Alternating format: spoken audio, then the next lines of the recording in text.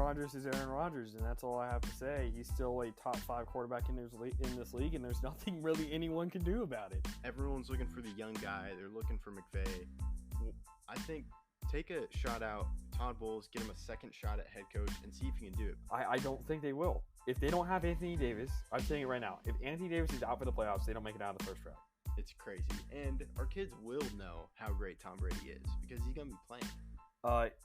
Yes, it is 15.0%. I swear we didn't script that. All I could think of was Dame. 6-0. There could not be a better name. Speaking of young guys, how about the goalie, Ottinger? He was a 6th-round pick. This is a fairy tale story that's being written in front of our eyes. That's what the Yankees brought Garrett Cole to do. They didn't struggle against the Padres. The Padres didn't really put up a fight in most of the games. Jerry Jones, hope you're listening because this is why you shouldn't have given Zeke this contract. Just thought I'd point that out.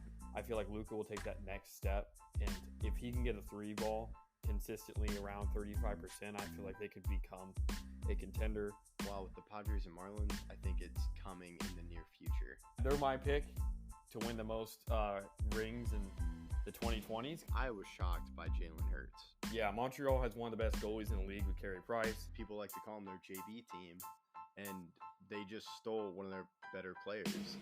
Hi, I'm Landon Bowe, and you're listening to Outsiders Opinions with Kevin and Austin. What's up, y'all? Welcome to our NHL Opinions of the Week for December 5th. Thank you for checking out all our opinions of the week, and make sure to check out the previous ones from last week on the NHL, as I think we did our first ever power rankings for the NHL. Or no, that was, I think, a while, like 2 episodes ago. We talked about the Stars, who lost their 2 games as we were recording this, one to the Golden Knights and to the Kings.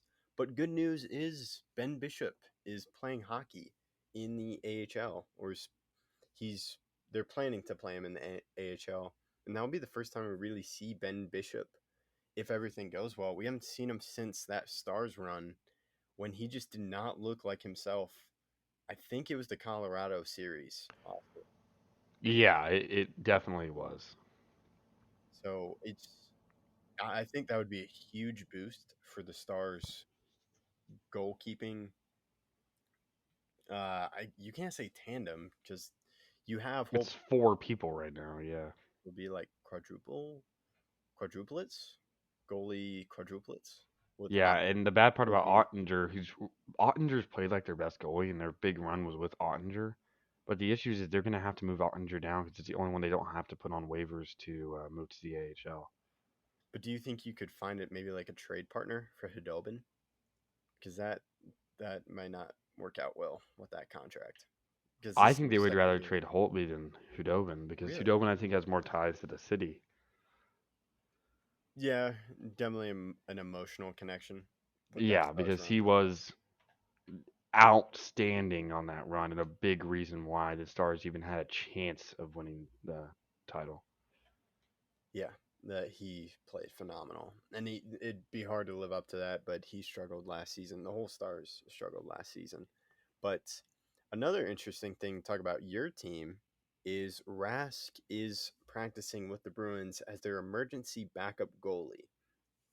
And if you've stayed with us a while, we've actually interviewed the emergency backup goalie for the Colorado Avalanche and the founder and CEO of the Goalie Guild, Justin Goldman. And the e-bug is a great, it's a great thing for the NHL because a guy has to be at every game, and now that's Rask. So what are your thoughts on that, Austin?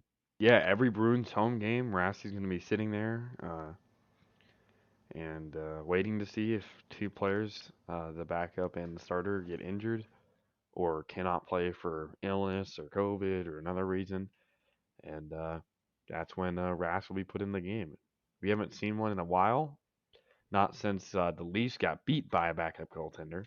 Or not backup goaltender, e-bug. But, yeah, it's always fun to see them because they get a chance to play in the league for most likely their first time. But for Rask, I think he's played the position before in the NHL. I think Oh, and it's not like he's been it's pretty not like good he for a won a while. Stanley Cup for the Bruins. Well, I mean, he was on the bench for that cup. Okay. He didn't play, I don't think, at all for the entire playoffs because of Tim Thomas. But the next run in 2013, he was the starting goaltender, and then in 2019, he was the starting goaltender on both of those Stanley Cup runs. And last year, he played well, and he's been very good for a long time now. And So then to go to their first cup when they won, and you were in your little Disney suite. it wasn't a Disney suite, but yes, I was in. I was in uh, A Disney Orlando. hotel. It wasn't. I don't know if it was Disney. It was a hotel in Orlando, and we were going to Disney. We were. It was basically a house. It was like a Okay. personal house in Orlando for while we were there. But yeah, we were going. We were in Orlando going to Disney. While you Or witnessed your Bruins win. yep. So it's a I remember that story. It's very funny because I think of the little that's my little Oh yeah, yeah. it's a very fun drop that I wish I had. But I bring that up because the Canucks were who you beat. And they were actually the last NHL or Canadian team to be in a Stanley Cup before the Canadians this past year. And before that, it was the 1990s when that happened. No, when they made it, it was No, 2007 before 2007. when they made the cup. Yeah, it When was another Canadian team. Senators in 2007 made the cup. But I bring up the Canucks because the Canucks just basically cleaned house, firing their coach Travis Green and then the GM Jim Benning. And the Canucks have not really recovered from when they lost to this in Game 7 to the Bruins. They made it to the quarterfinals the year after. Then the following seasons, 2011 to 2012, and then 2012 to 2013, they made it to the conference quarterfinals. But they got swept by the Sharks. And then they didn't qualify in 2013, lost in the first round to the Flames in 2014, and then they did not qualify for the playoffs until 2019, which was the COVID year or the 1920, yeah. yeah 1920, and that's like the first COVID year, and they won. There was a qualifying round, and that's when they beat the Wild, and they won in the first round. They beat the Blues, but then they lost in Game 7 to the Golden Knights. But that was kind of just a fluke year, and then last season they didn't qualify. So They were one of the worst teams in their division. yeah, and they had signed Holtby, but then they cut Holtby, and they just have terrible cap issues, and they don't really have a lot of picks. They've kind of just middled in like purgatory because they're not really rebuilding like Ottawa. You can tell is rebuilding, but they're also not like on the up and up like the Detroit Red Wings, who rebuilt for a couple seasons. It's been a very interesting approach, and I I think in part that it was interesting and it wasn't working is why they fired Jim Benning. What are your I just feel Travis Green was in a bad situation with them. So what do you think about that? Yeah, I expected him to get fired before he actually did. Uh, I expected him to go a lot sooner because they were struggling for a long time there, and nothing looked like they were gonna. It didn't seem like they were gonna change anything. But then they fired Jim Benning, they fired Travis Green, and I think that was the right move because the team as a whole needed a clean slate. Yeah, and now I wonder what they'll do. Like, maybe they make some trades to get some picks because they do have some good, I think, older pieces. Like, I think Jason Dickinson would be a nice. I know they traded for him, but it's new management, so maybe they trade him to a team that needs a center.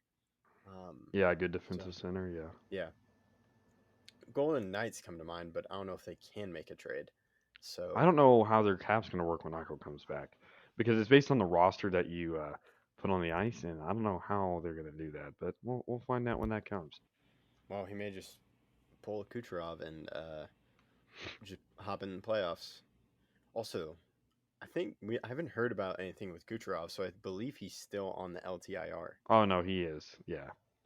Okay, so that's, by the way, shout out to our um, Outsiders Opinions tweet coordinator. That's a pin tweet with the first time Kucherov went on LTIR this season. And speaking of the Lightning, they're doing pretty well as they've won 5 games straight. So we may see another Kucherov situation with Kucherov with the Lightning, and then I would expect some investigation by the by Gary Bettman to um, make sure that like he was actually injured and he just wasn't like injured for a week and just decided to rest for like 3 months or 4 months. Yeah. If it happens again, there is going to be some talk around the NHL about the LTIR rule. You know my opinion on it. I disagree.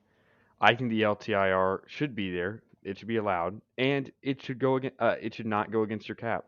I agree with all that, but I think that during the playoffs, your team has to abide by the cap, which currently that is not a rule because the Lightning roster, obviously, historically, were 18 million over the cap. That was the whole story, and that can't be allowed.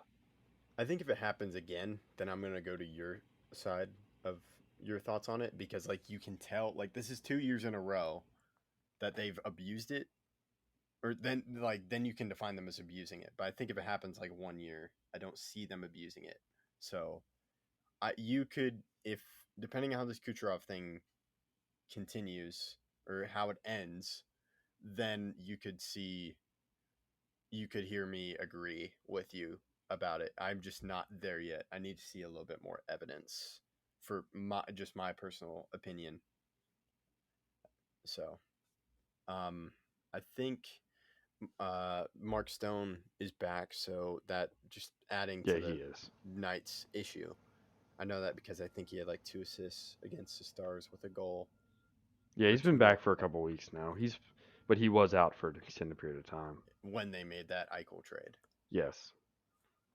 And then Gary Bettman just came out with a statement saying that the Olympics is really up to the players, and that could be, if you want to talk about like injuries and just increasing the chance of injuries, it I think that increases it, but it's up to the players. And if there are more scheduling conflicts in the NHL, it could be a crazy season like it was last year. Like personally, the Stars played a game every other day because of like COVID, snowmageddon, and all that, just messing with the entire schedule. But that, Yeah, we've yeah, already seen a lot of players go. I mean, a lot of teams be out for an extended period of time because of COVID, where their team gets shut down and they have to postpone games. And if that happens too much, we won't see an Olympics with NHL players. yeah, and the Olympics are supposed to be from the Winter Olympics are January to February, so around that time frame, which would be like when the NHL starts heating up. So you can add in that money aspect, but I don't think the NHL owners can. They are like everyone's concerned about money, but I don't think the NHL owners are as greedy as MLB owners. If we want to make another baseball reference in our other opinions of the week.